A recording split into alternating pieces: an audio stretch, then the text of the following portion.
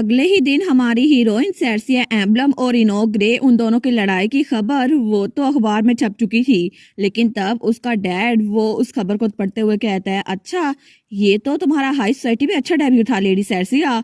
लेकिन तब हमारी हीरोइन वो कहती है, डैड मोम तो मुझे जान से मार डालेगी ना, मुझे बताएं मैं इसको कैसे फिक्स करूं। तो उसका डैड कहता है, अच्छा तो मेरी बेटी को सच में लग रहा है कि उसने कुछ गलत किया है। तो वो कहती है, ये सारी की सारी इनोक ग्रे की गलती थी कि उसने मुझसे पहले डांस के लिए पूछा।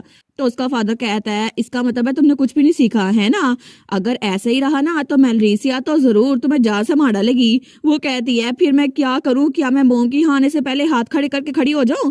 वो कहता है, इससे अच्छा है तुम वहां पे वो जो बाल्टी पड़ी है ना उसको भी उठा लो, उसमें पानी भर के। वो कहती है, जी सर, और जल्दी से जाके बाल्टी ले आती है। वो कहती है, आपका ये मतलब है ना। तो उसका डैड कहता है, बिल्कुल ही चलेगी। तो तब वो बाल्टी पकड़ के खड़ी हो गई थी। वो कहती है, अगर मैं ऐसा कहूँ तो मोम को गुस्सा नहीं आएगा। लेकिन तभी दरवाजा खुलता है और उसकी मोम आ गई थी। वो कहती है, सेर्सिया, और उसकी मोम तो खुश लग रही थी। वो कहती है, मोम मुझे माफ कर देना, आई एम सॉरी। लेकिन तब उसकी मोम कहती है, क्या तुम जीती या फिर हारी। तो हमारी कहती है, क्या।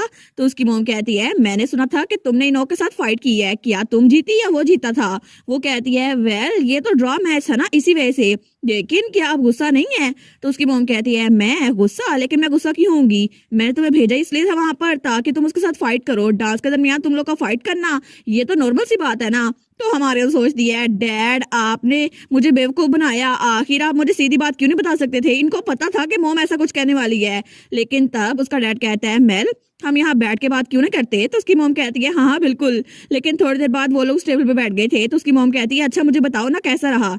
तो हमारी कहती है, क्या कैसा रहा। तो उसकी मोम कहती है, वो फाइट कैसी रही मुझे बताओ। तो हमारी कहती है, अच्छा वो डॉग फाइट जो मेरी और इनोक के दरमियान हुई थी। उसकी मोम कहती है, डॉग फाइट नहीं, मेरा मतलब है तुम लोगों ने ट्रेनिंग जो की थी स्वॉर्ड्स के बगैर अपने हाथों से। वो कहती है, फिर भी उसको डॉग फाइट ही कहेंगे ना मोम।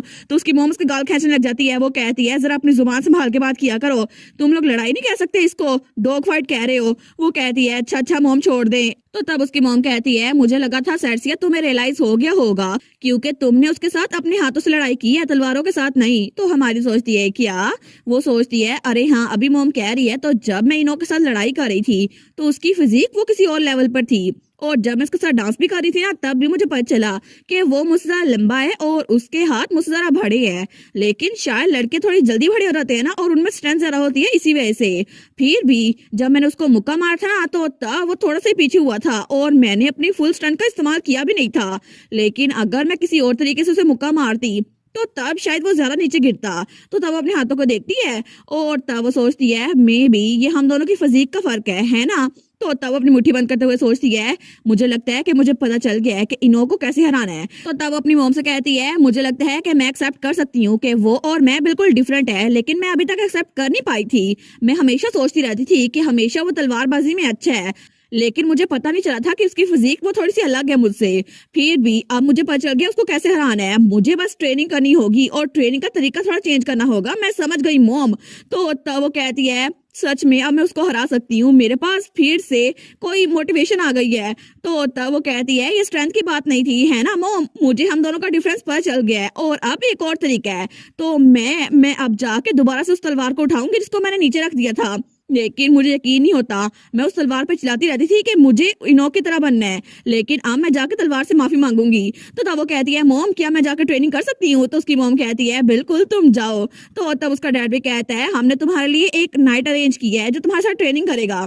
वो कहती है, सच में एक नाइट, लेकिन सारे नाइट तो मुझे देख के भाग जाते हैं, मैं अकेली ट्रेनिंग कर लूंगी। तो उसका डैड कहता है, नहीं इस बार ये नाइट तुम्हें पसंद आएगा क्योंकि वो ट्रेनिंग में बहुत ज्यादा अच्छा है, एक बार अपने फादर पे ट्रस्ट कर लो ना।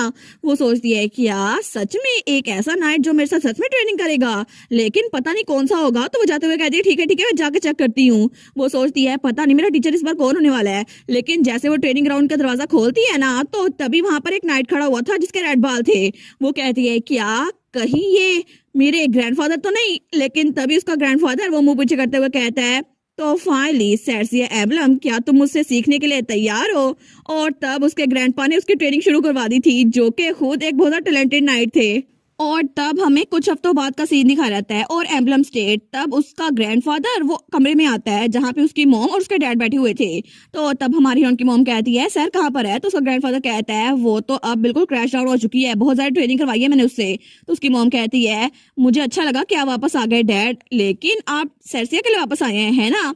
तो उसका डैड कहता है बिल्कुल, एक वजह ये भी है लेकिन इसके अलावा भी एक वजह है। तो उसकी मॉम कहती है अच्छा, लेकिन इसके अलावा और कौन सी वजह, क्या कुछ और है? तो तब हमारी हीरोइन का डैड कहता है आप थोड़ी सी चाय पिए ना। वो कहता है ठीक है थैंक यू। लेकिन तब उस चाय को देखकर कुछ सोची जा रहा था। वो कहता है मेरी बात गौर सुनो मेलरीसिया बेनेडिक्ट, ये बहुत ज्यादा क्लासिफाइड है लेकिन इसके बारे में अल्फाज फैलना शुरू हो जाएंगे। तो हमारी उनकी मॉम कहती है क्या हुआ है? तो वो कहता है वो इलाका जहाँ पे मैं गया था वहां पर मुझे पता चला है कि क्राउन प्रिंस उसने अपने जो लोग भेजे थे ना वो सारे के सारे मर्चेंट वो मर चुके हैं। तो हमारी हीरोइन के मॉम और डैड बिल्कुल शॉक हो गए थे। वो कहते हैं क्या वो मर्चेंट ग्रुप जिसको हिज हाइनेस क्राउन प्रिंस ने खुद लीड किया था वो मर चुका है? लेकिन तब हमारी उनकी मॉम कहती है क्या योर हाइनेस क्या वो ठीक है? तो हमारी उनका डैड भी कहता है क्या वो सच में ठीक है, उनको चोट तो नहीं आई? तो तब हमारी हीरोइन का ग्रैंडफादर कहता है बिल्कुल वो ठीक है। लेकिन हमारी हीरोइन की मॉम कहती है आखिर अटैक किया किसने था, क्या वो दुश्मन के लोग थे?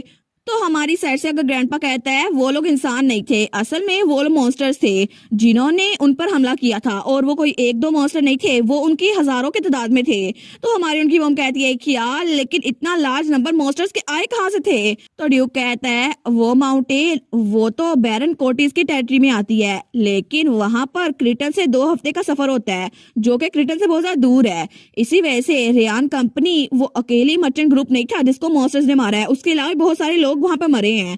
लेकिन तब वो चाय का कप रखते हुए कहता है बहुत सारे लोगों ने इसको खुद ही विटनेस किया है, इसलिए हिज मैजेस्टी को खुद डिसीजन बनाना होगा क्योंकि जहां तक मुझे लगता है ना वो वहां पे कुछ कैपेबल लाइट्स भेजेंगे ताकि सिटीजन पैनिक ना करें। तो हमारी उनकी मॉम कहती है इसका मतलब है कि वो सेर्से को भी वहां भेजेंगे है ना? लेकिन आखिर एम्पायर में इतने सारे कैपेबल लाइट्स है, आखिर वो हमारी बेटी को क्यों भेजेंगे? तो ड्यूक कहता है इससे फर्क नहीं पड़ता कि कोई नाइट कितना कैपेबल है या फिर नहीं, असल में बात यह है कि उन्होंने पहले ही सेर्सिया और इनोक दोनों का नाम मेंशन कर दिया है और वो तो पहले ही एम्बलम नाइट के तौर पर ऑफिशियल ज्वाइन कर चुकी है ना, तो वो क्वालिफाई होती है। तो हमारी उनकी मोम वो कहती है लेकिन फिर भी ये कितना डेंजरस है ना। तो उसका हस्बैंड उसको शांत कर रहा था। वो कहती है मेरी बेटी को पहले कोई आसान काम मिलने चाहिए थे क्योंकि प्रैक्टिकली वो कभी भी बाहर नहीं गई, किसी मॉन्स्टर से इतना नहीं लड़ी जो कि इतने खतरनाक हो, लेकिन फिर भी ये सब कुछ अभी क्यों जरूरी था? तो ड्यूक कहता है तुम्हें फिक्र करने की जरूरत नहीं है क्योंकि दुनिया में जितनी मर्जी मुश्किलात हो और तुम्हें इसके बारे में फिक्र करने की जरूरत नहीं है मेल। तो हमारी उनकी मॉम कहती है डैड आखिर मैं फिक्र कैसे ना करूं, वो मेरी बेटी है। तो ड्यूक कहता है और मैं कौन हूँ, तुम्हारा फादर और पूरे एम्पायर का इकलौता स्वॉर्ड मास्टर। तो तुम्हें पता है ना कि अगर वो मेरे अंडर रही तो फिर वो जिंदा बच जाएगी है ना, और मैं तुमसे प्रॉमिस करता हूँ कि दोनों बच्चे बिल्कुल सेफ रहेंगे और तुम्हें इस बारे में टेंशन लेने की जरूरत नहीं है।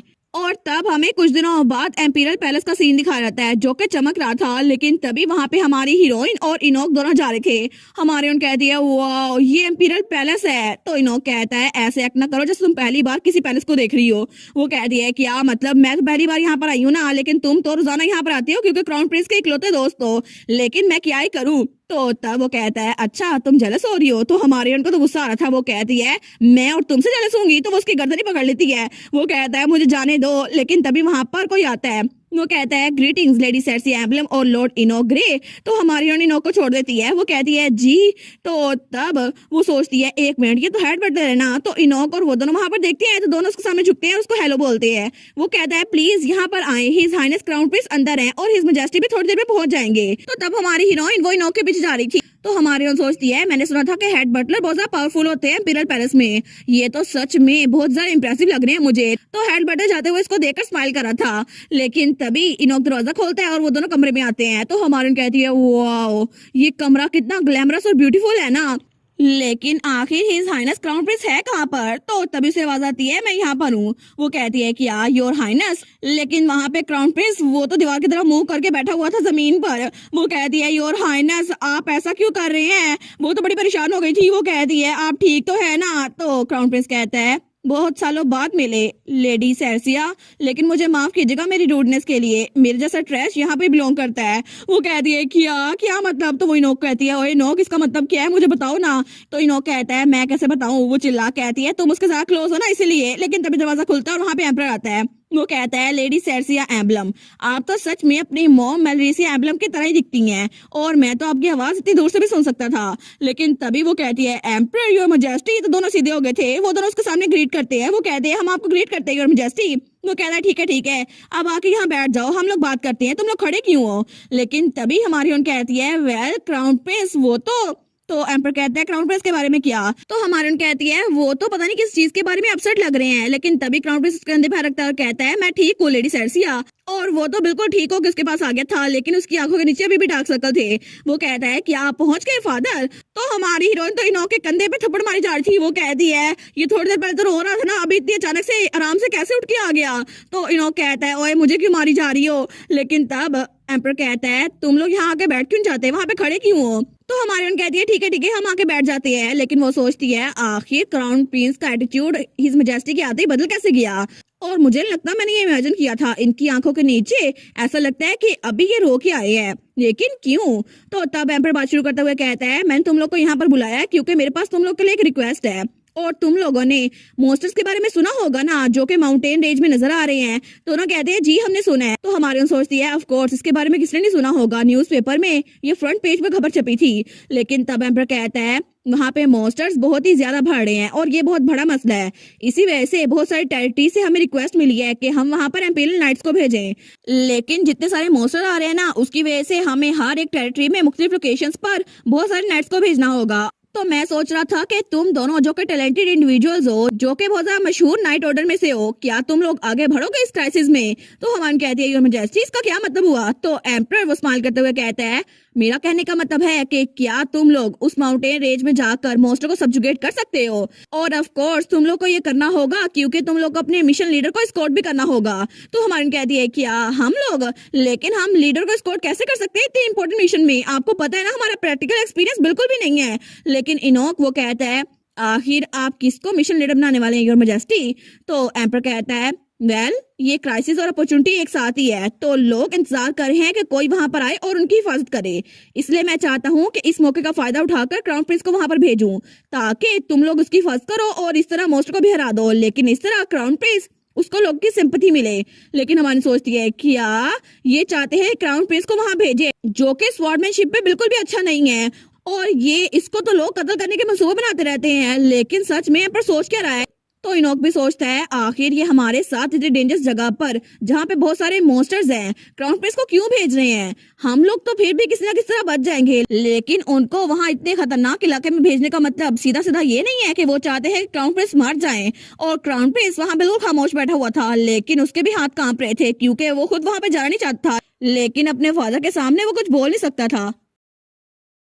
और इसी के साथ ये वाला पार्ट यहीं पर ख़त्म। तो आप लोग बताइएगा आप लोग को ये पार्ट कैसा लगा, और वीडियो को लाइक और चैनल को सब्सक्राइब लाजमी कीजिएगा।